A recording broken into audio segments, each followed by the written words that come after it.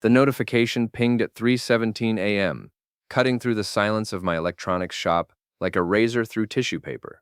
I'd been hunched over a busted television for the past 2 hours, trying to coax life back into its circuits while nursing my third cup of coffee that had gone stone cold hours ago.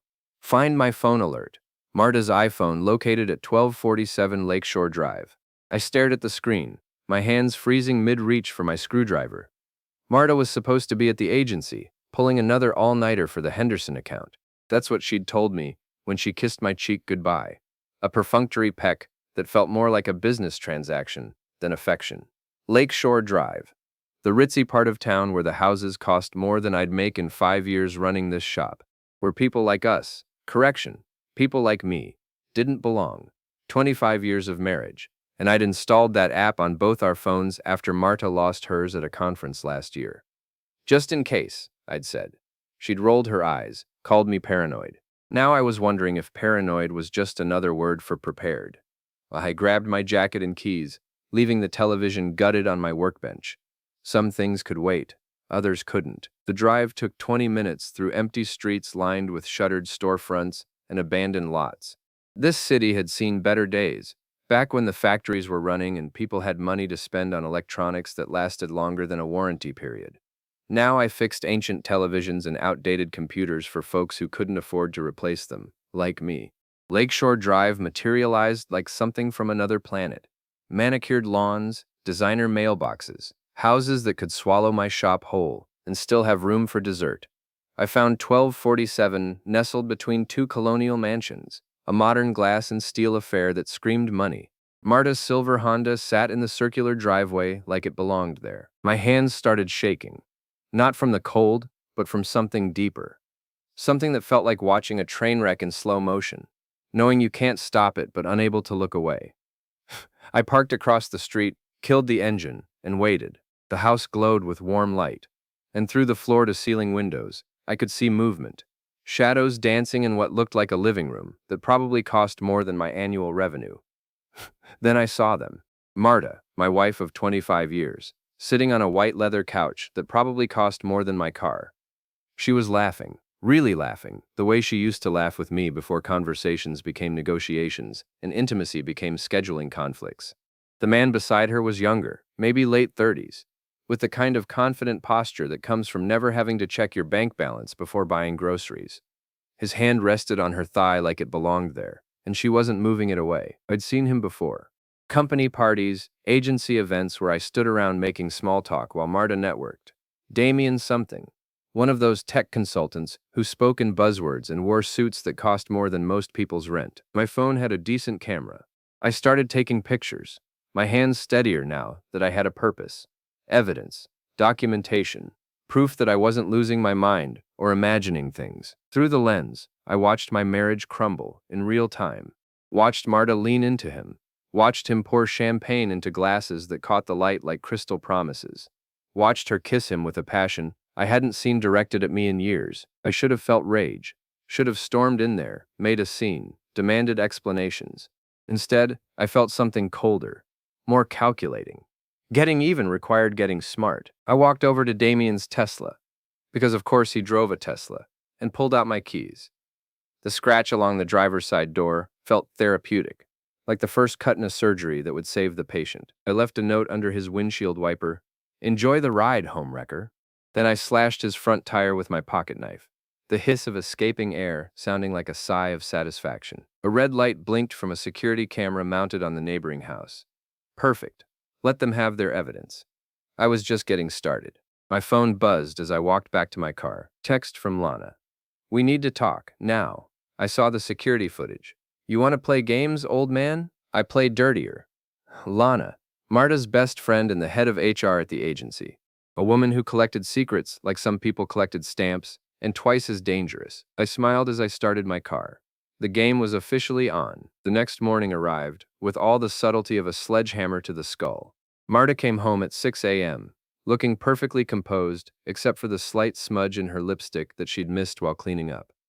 "How was the presentation?" I asked, not looking up from my coffee and newspaper, an old-fashioned affectation that drove her crazy. "Exhausting.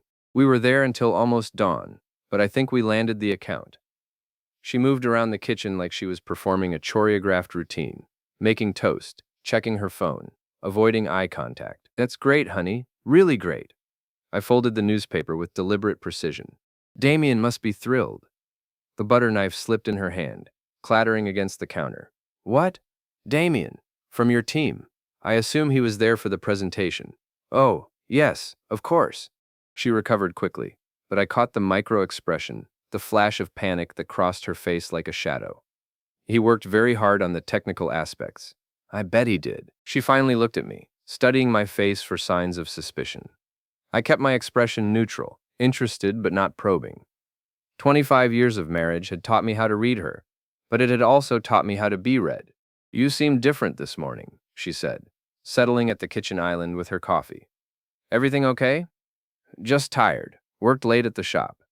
I stood, kissed her forehead, the same perfunctory gesture she'd given me yesterday. I should get going, Mrs. Patterson is bringing in her ancient microwave again. That woman needs to just buy a new one.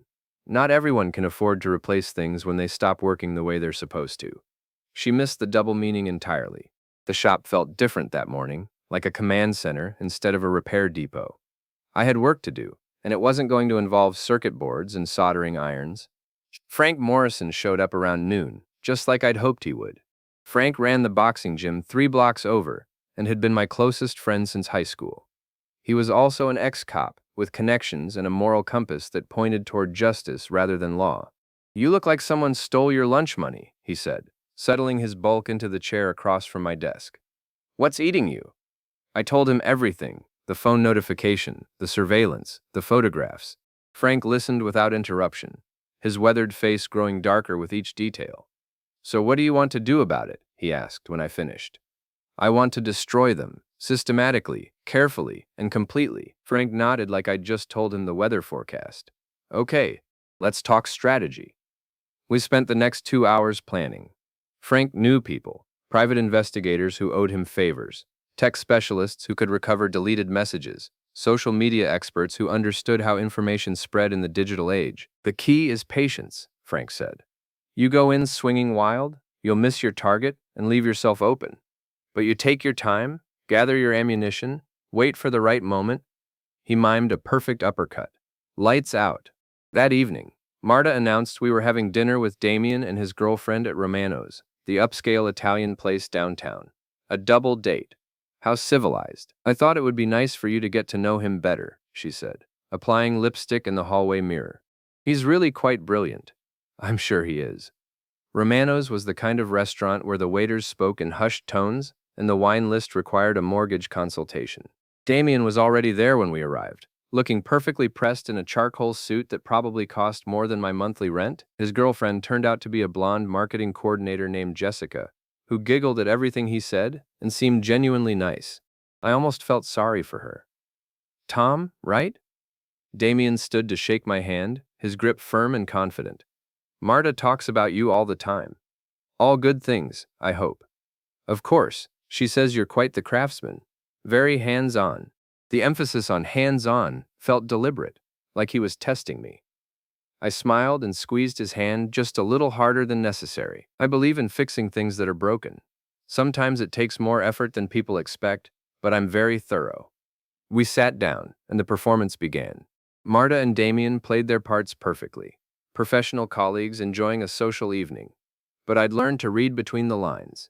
The way her hand lingered when she passed him the bread basket. How his eyes found hers when he made a joke. The shared glances that excluded Jessica and me from their private conversation. So Tom, Damien said over the main course, Marta tells me business has been slow.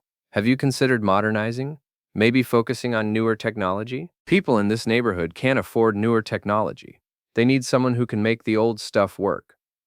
But surely there's more money in staying current, following trends. I cut my steak with deliberate precision. I've never been much of a follower. I prefer to make my own path. Marta jumped in quickly. Tom's very independent, sometimes to a fault. Independence is admirable, Damien agreed, as long as it doesn't become stubbornness. The world moves fast these days. You adapt or you get left behind. Jessica giggled nervously. Damien's always talking about adaptation. He says it's the key to survival. Darwin was right about that, I said. though he also noted that adaptation sometimes involves eliminating the competition. The table went quiet for a moment. Then Damien laughed, a sound like breaking glass. "You're funny, Tom. I can see why Marta married you. She got lucky." I excused myself to use the restroom, but instead walked outside to the parking lot. Damien's Tesla was there, sporting a fresh tire and a new paint job where I'd keyed it. Fast work, expensive work. I took photos of his license plate, noted the time and location. Information was ammunition, and I was building an arsenal. When I returned to the table, Marta and Damien were deep in conversation about some client presentation. Jessica looked bored, scrolling through her phone. "Sorry," Marta said without looking at me. "Shop talk." "Don't mind me. I find it fascinating how some people can be so passionate about their work." The dinner ended with handshakes and promises to do it again soon. In the car, Marta was unusually quiet. "You were rude tonight," she said finally. "Was I? I thought I was being friendly. That thing about eliminating competition. And you kept staring at Damien like you wanted to hit him." I pulled into our driveway and turned off the engine. "Maybe I was just trying to figure out what makes him so special." "What's that supposed to mean?" "Nothing. Just making conversation." She studied my face in the dim light from the street lamp. "You're acting strange lately. Paranoid. Am I? Or am I just paying attention for the first time in years?" She got out of the car without responding, but I caught the flash of panic in her eyes again. Good. Let her wonder what I knew. My phone buzzed as I locked the car. Text from Lana. "Dinner looked cozy. We still need to talk. Tomorrow, my office, 2 p.m. Don't make me come find you." I looked up at the streetlight, where a small security camera was mounted on the utility pole. It hadn't been there yesterday. Someone was watching me watch them. The game was getting more interesting by the hour. Lana's office at the agency occupied a corner of the 15th floor, with floor-to-ceiling windows that offered a commanding view of the city's decay. She'd decorated it in corporate minimalism, black leather, chrome fixtures, and motivational posters that probably cost more than most people's cars. She didn't look up when I knocked on her open door at exactly 2 p.m. "Sit," she said, finishing whatever she was typing with sharp, aggressive keystrokes. "We have things to discuss." I settled into the chair across from her desk and waited. Lana had always reminded me of a predator. Sleek, patient, and absolutely ruthless when she sensed weakness. She'd been Marta's best friend since college, and I'd never trusted her. Turned out my instincts were better than I'd given them credit for. "You've been busy," she said, finally looking at me with those cold gray eyes. "Late-night photography sessions, vandalism, making scenes at restaurants." "I don't know what you're talking about." She turned her computer monitor toward me. Security footage from last night's dinner showed me in the parking lot photographing Damien's car. The timestamp was clearly visible. "Romano's has excellent security." They were happy to share the footage with a concerned friend. I leaned back in the chair, keeping my expression neutral. "Interesting hobby you have there, collecting surveillance videos." "It's not a hobby, Tom. It's insurance." She opened a manila folder and spread photographs across her desk like a dealer laying out cards. Pictures of me at Damien's house, at the restaurant, coming and going from my shop at odd hours. Someone had been very thorough. "Here's what's going to happen," Lana continued. "You're going to stop this pathetic stalking behavior. You're going to apologize to Damien for the damage to his car, and you're going to pretend to be a loving, supportive husband while Marta figures out what she wants to do with her life. And if I don't?" She smiled, an expression that belonged on a shark. "Then I share some very interesting information about your past. Remember Jennifer Walsh?"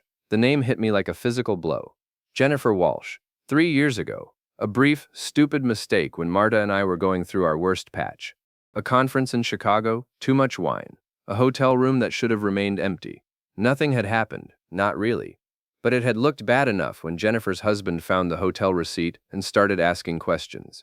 Bad enough that I'd had to do some fast talking and creative explaining to keep my marriage intact. "I see you remember," Lana said. "Jennifer was very chatty after a few drinks at last year's Christmas party. Amazing what people will confess when they think they're among friends." "You're bluffing."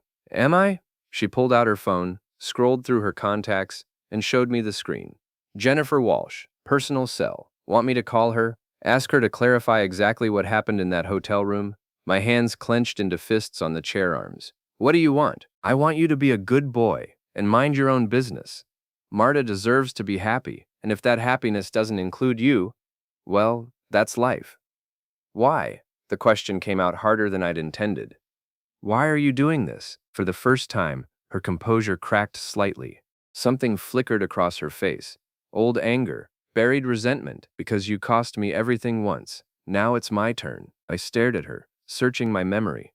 Then it clicked. Richard Henley. Her jaw tightened. Don't. Your affair with the regional manager, 5 years ago. The one that cost you the promotion to VP when I accidentally mentioned seeing you two together at that conference in Detroit. It wasn't an accident. No, it wasn't. Because Richard was married to a friend of mine, and I thought his wife deserved to know. Lana's carefully constructed mask slipped completely. You destroyed my career, my marriage, my life. You destroyed those things yourself. I just refused to help you cover it up. She stood up abruptly, her chair rolling backward into the window. Get out. This isn't about Marta's happiness. This is about revenge. Get out. I stood slowly, taking my time. You know what the difference is between you and me, Lana? When I go after someone, I don't hide behind other people. I do it myself. I walked to the door, then turned back. Oh, and Lana? You might want to be more careful about those late-night phone calls with Damien. Sound really carries in these old buildings. Her face went white. What are you talking about? Ask Marta. I'm sure she'd be fascinated to know how much planning went into her spontaneous affair. I left her standing there, probably calculating how much damage I could do with that little revelation. The truth was, I'd been guessing about the phone calls, but her reaction told me I'd hit the target. The elevator ride down felt like a victory lap. I had a new piece of the puzzle, and it changed everything. This wasn't just about Marta cheating. This was about Lana orchestrating the whole thing as payback for what I'd done to her career. Frank was waiting in my shop when I got back, sitting behind my desk like he owned the place. How'd it go with the dragon lady? Better than expected. Turns out she's not as smart as she thinks she is. I told him about the confrontation, about the Jennifer Walsh threat, about my suspicion that Lana had been pulling strings from the beginning. Frank whistled low. So she set up your wife with this Damien character just to get back at you. That's my theory. And if I'm right, it means Marta might be as much a victim as I am. Might be. Or she might be a willing participant who's enjoying the ride. I thought about that. About the way Marta had looked at Damien, the passion in that kiss I'd witnessed. Even if Lana had orchestrated the introduction, Marta had made her own choices. Either way, I said, they all need to pay. Frank grinned. Now you're talking my language. What's the plan? We spent the rest of the afternoon strategizing. Frank's contacts in the private investigation business had already started digging into Damien's background. What they'd found was interesting. Damien Chen, not his real name, which turned out to be David Kowalski from Buffalo. 2 previous bankruptcies, a history of insurance fraud charges that never stuck, and a pattern of targeting older, successful women in professional settings. He's a professional, Frank said, sliding the report across my desk. This isn't his first rodeo.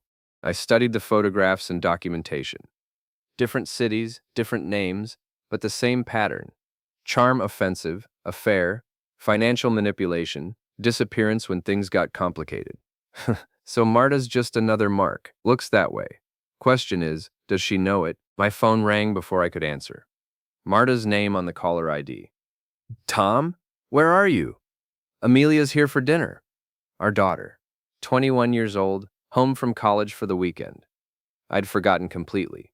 On my way, I drove home with a new weight on my chest. Bad enough that my marriage was imploding, but now I had to figure out how to protect my daughter from the fallout. Amelia was smart, but she was also young and idealistic. She believed in happy endings and second chances.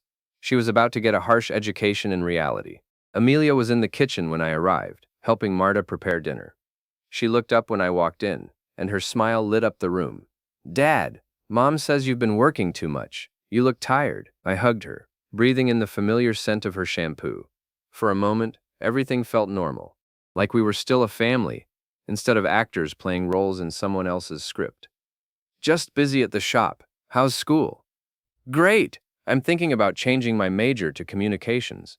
Maybe getting into advertising like Mom. I caught Marta's expression over Amelia's shoulder, a flash of something that might have been guilt. That's wonderful, sweetheart. Your mother's certainly successful in that field.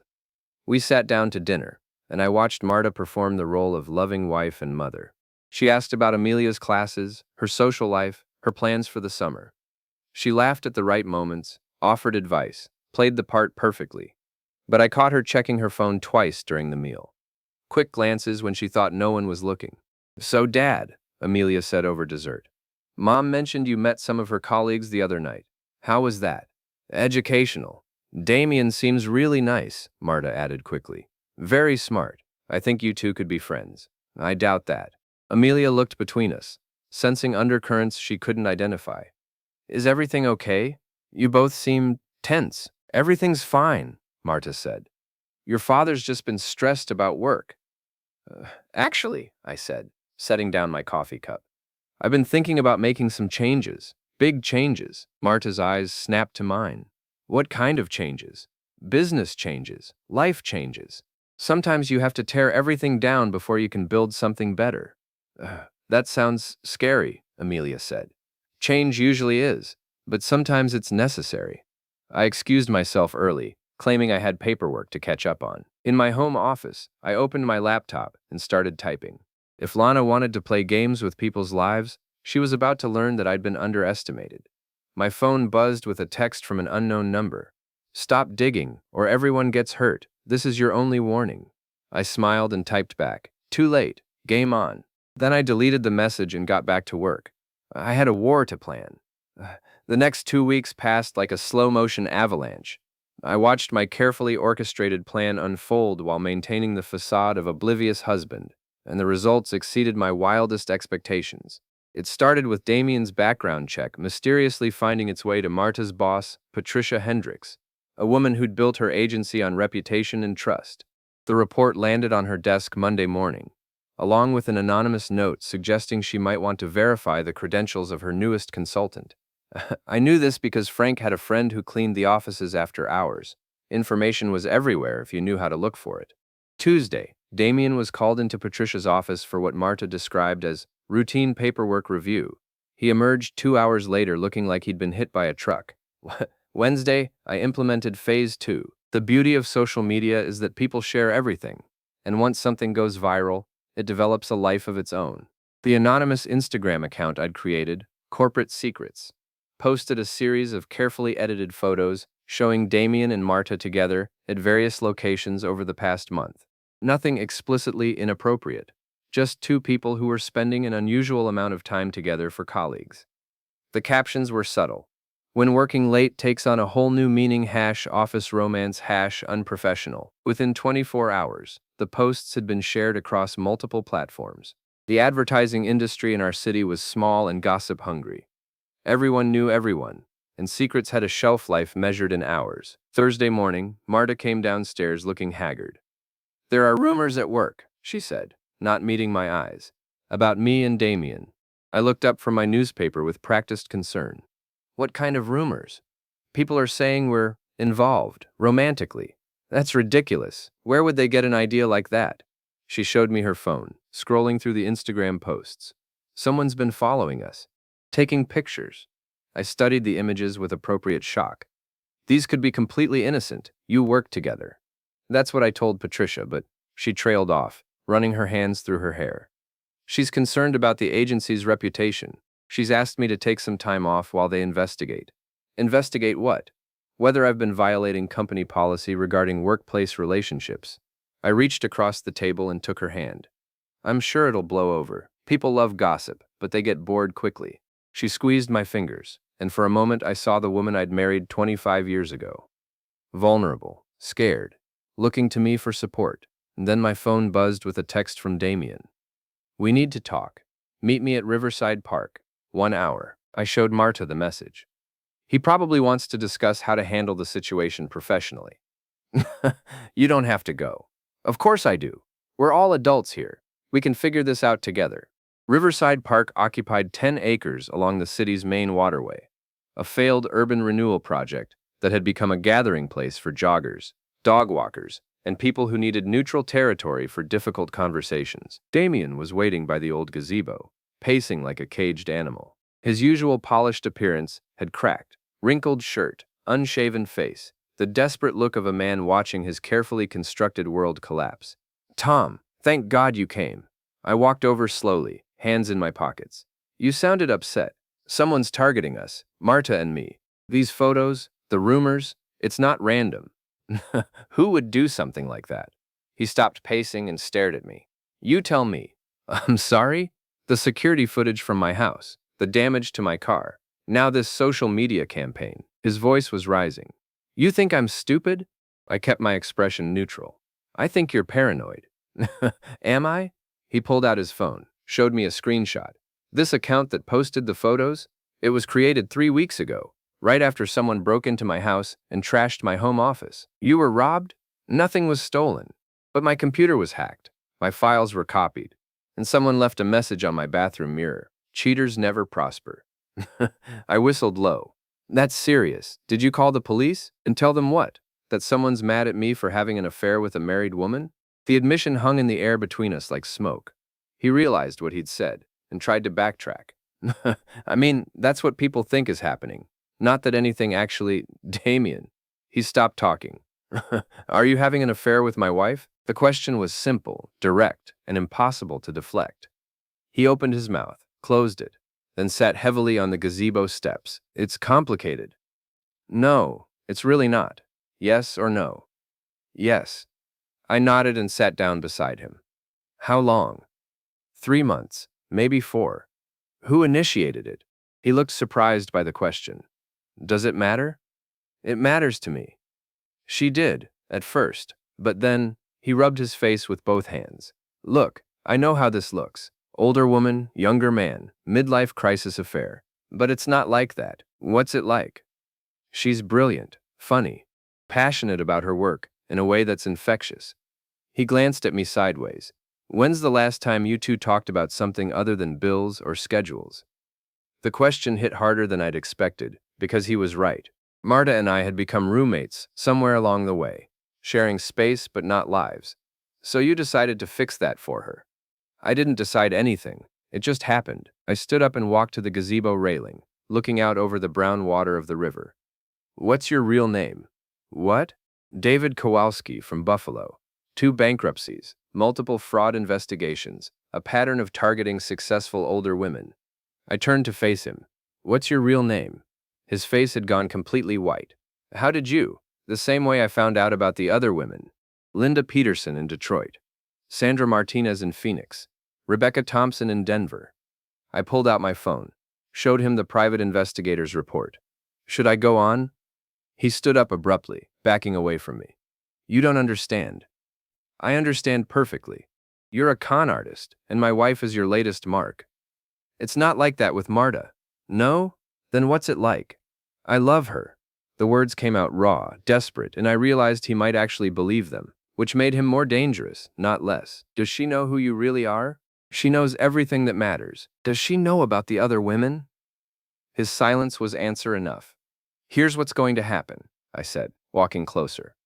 You're going to disappear, tonight. Leave town, change your name again, find some other city to work your scam, and you're never going to contact my wife again. You can't make me do anything. I pulled out my phone again, scrolled to a different file. Patricia Hendricks' personal email. The police detective investigating your activities in Phoenix. The IRS fraud division. I looked up at him. Want me to start making calls? You're bluffing. I hit send on the first email. Patricia just received a detailed report about David Kowalski and his various aliases. The police will get theirs in about 5 minutes. His phone buzzed. He looked at it, and his face crumpled. That's Patricia, I said. Probably calling an emergency meeting. He stared at me with something approaching admiration. You orchestrated all of this. You targeted the wrong family. What about Marta? She'll be destroyed when I disappear. Marta will survive. She's stronger than you think. He started walking away, then turned back. You know this won't fix your marriage, right? Whatever problems you two have, they existed before I came along. Maybe, but they'll be easier to address without you in the picture. I watched him walk away, shoulders slumped in defeat. Phase 3 was complete. My phone rang as I headed back to my car. Marta's name on the display. Tom, where are you? Patricia called. Damien's been fired. There's some kind of investigation. I'm on my way home. This is a disaster. If they think I knew about his background, I could lose my job too. We'll figure it out. How? How do we figure this out? I started my car and pulled out of the parking lot. One step at a time. But I already knew the next step. Lana had been pulling strings from the beginning, and it was time to cut them all at once. The final phase was about to begin. Helena's house sat in the suburban development, like a monument to middle-class ambition. Perfectly manicured lawn, imported stone facade, three-car garage housing vehicles that cost more than most people's annual salaries. I'd been there exactly once, for a barbecue 5 years ago, that felt more like a business networking event than a social gathering. Now I sat in my car across the street at 11 p.m., watching the windows glow with warm light while I finalized my preparations. Frank had provided the technical equipment, but this was something I needed to handle personally. My phone showed 17 missed calls from Marta. She'd been in full panic mode since Damien's disappearance 3 days ago. He'd vanished completely, cleared out his apartment, closed his bank accounts, left no forwarding address, like he'd never existed at all. Which, in a way, he hadn't. David Kowalski was just another identity in a long line of carefully constructed personas, and when one burned down, he simply moved on to the next. Marta didn't know that yet. She thought she'd lost the love of her life, instead of a professional manipulator who'd been playing her from day one. The truth was going to hurt, but it was also going to set her free. Lena's front door opened, and she stepped onto the porch in a silk robe, looking around nervously before walking to her mailbox. I'd been leaving gifts for the past week, copies of her old emails, photographs of her various indiscretions, reminders of exactly how much ammunition I'd collected over the years. Tonight's delivery was different. Tonight was